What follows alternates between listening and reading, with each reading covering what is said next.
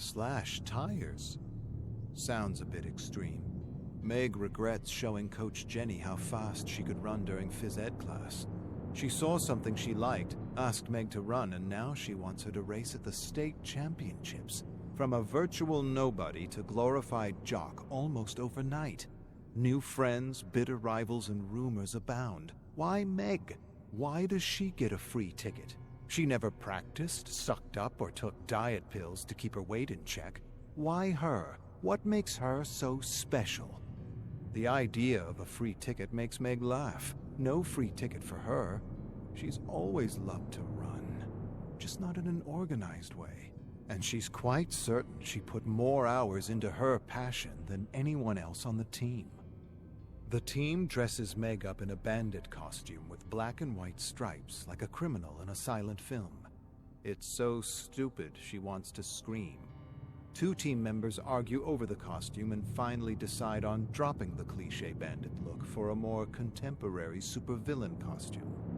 They make a mask and tell her to slash tires near the police station. Then they exchange anxious looks with one another. Sounds less like initiation and more like a way to get her off the team and into a prison cell. Dana gives her a strange look, a dirty look. Seems like she has an upset stomach, gas even. She hates Meg for beating her time and probably wants to see her locked up. The rest of the team thinks up supervillain names for Meg: Street Rusher, Super Blaster, Dare Diva, whatever. They're all stupid. Just choose a name already.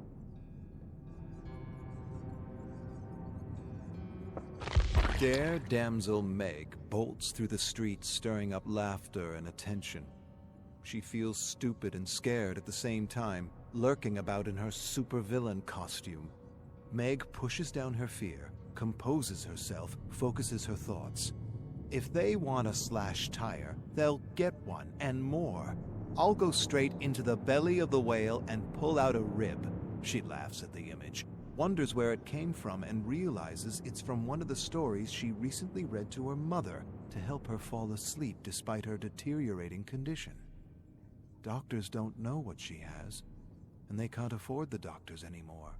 Don't let your thoughts betray you. Meg pushes her grief out of her mind as pedestrians laugh and point at her costume.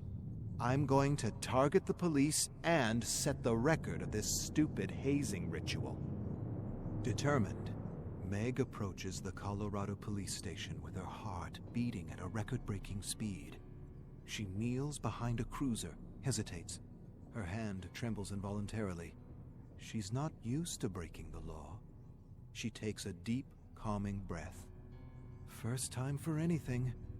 Then, with a pocket knife, she slashes a tire, yanks a piece of rubber off, and backs away. Before the officers realize what's what, Meg's a bolt of lightning. Her heart's pounding in her throat. Her legs are a blur. The police give chase, but eat her dust. She returns to the team with a piece of slashed rubber and a new team record. A police cruiser. An actual police cruiser. Beat that! The team laughs and jeers, except for Dana, who stares at her with her usual gas face. No one on the team has ever done anything so bold.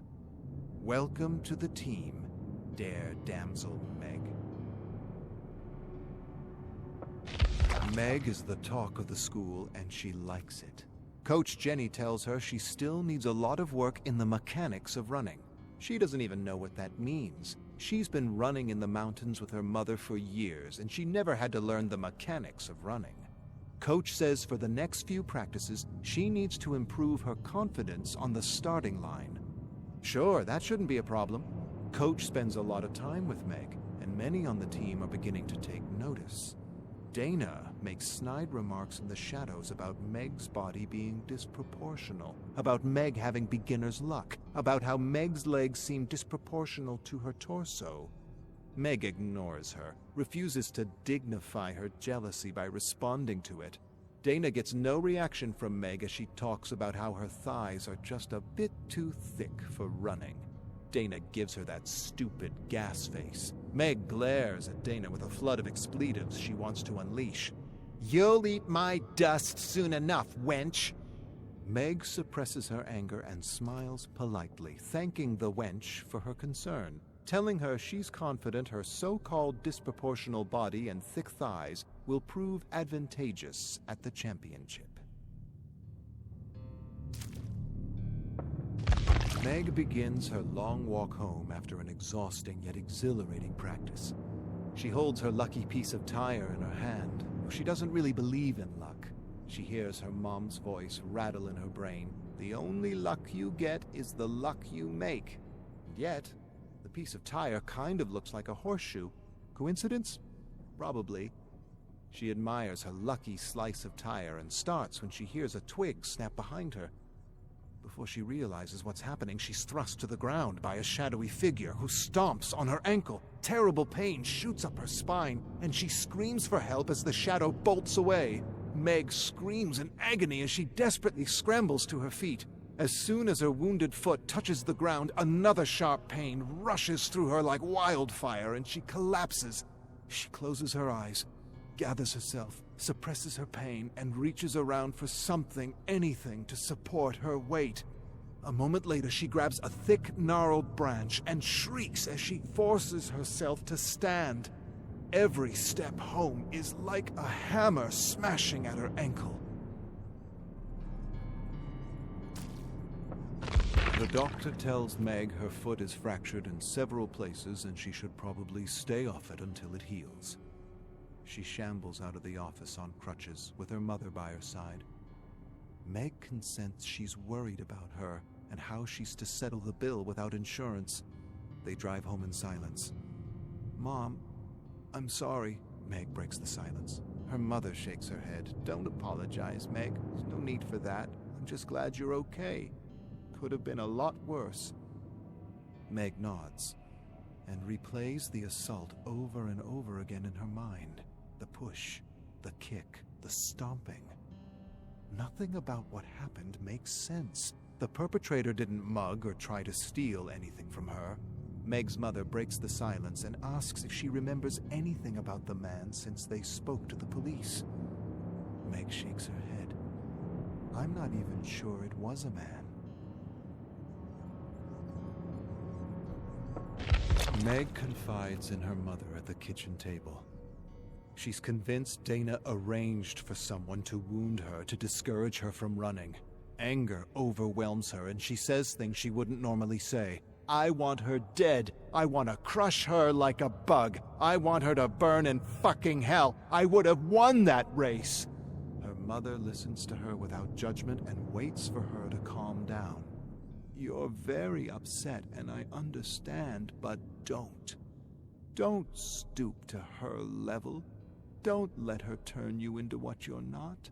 You want revenge? Best revenge is success. Let her know you're the best, even at your worst, and that will be her worst freckin' hell." Meg narrows her eyes on her mother. Her mother squeezes her hand. "If you think you're beaten, you are. If you think you can't, you can't. Life's battles aren't won with speed and strength, but mind and will." Tears fill Meg's eyes, not because of her mother's advice, but because she knows her mother's days are numbered, and this is probably one of their last be-positive pep talks. Her mother hands over a box she pulls from under the table. Meg lifts the lid to reveal a black dress unlike anything she's ever seen or worn. Before she can say anything, her mother laughs. "Not only will you win, but you'll be the jewel of the after-party." Meg feels a lump growing in her throat. "Don't lose all your strength focusing on the negative." Her mother used to be a competitive tennis player. All Meg heard growing up was stories about Billie Jean King. Meg waits for the listen-to-win pep talk she's heard so many times she's lost count. Her mother relates how she would listen to a radio broadcast of King's game to steer her mind away from fear and negativity. "Fill your brain with success so there's no room for anything else." She's prepared a special mix for Meg on her pod. Meg takes the pod and stares at it a moment. A long moment. Then she leaps across the table and embraces her mother and never wants to let go.